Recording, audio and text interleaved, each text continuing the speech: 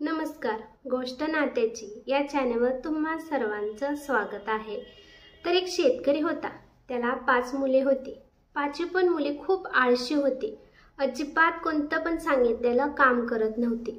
शेतकऱ्याला खूप टेन्शन आलं, जर मला उद्या काय झालं, मी मरून जर गेलं तर माझ्या 5 पण मुलांचं काय होईल, ते कशी जगतील, त्यांचा संसार कसा होईल, असे अनेक प्रश्न त्या शेतकऱ्याला पडत होते। तर मग एके दिवशी त्या शेतकऱ्याने एक युक्ती सोचली। तर त्याने त्याच्या 5 पण मुलांना जवळ बोलवले आणि म्हणाला, हे बघा पोरांनो, आपल्या पूर्वजांनी आपल्या शेतात एक सोन्याचा हंडा पुरला आहे। त्यात सोने, जवाहरात, मोती असे अनेक प्रकारचे दागिने आहेत। तर मी काय सांगतो ते ऐका।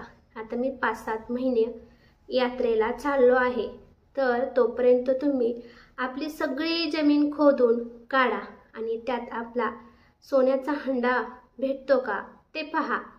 हे ऐकून मुले खूप खुश झाली। जसे त्यांचे वडील निघून गेले तसे 5 पण मुलांनी मिळून सर्व शेत खणले, परंतु त्यांना सोन्याचा हंडा काही सापडला नाही। मग त्या मुलांनी विचार केला, आता एवढंच रान खणलं आहे तर आपण यात बी रोवूया। तर मग ते सगळीकडे बी पेरतात। मग पाऊस पण येतो, एवढं मस्त पीक येतं ना, मग ते पीक काढून ते विकायला जातात, तर त्यातून त्यांना भरघोस पैसे येतात। तर ते 5 पण मुले खूप आनंदी होतात।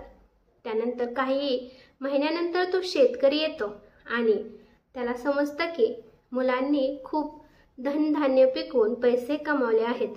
तर मग शेतकरी हसतो आणि म्हणतो की मी या सोन्याबद्दल तुम्हाला बोलत होतो।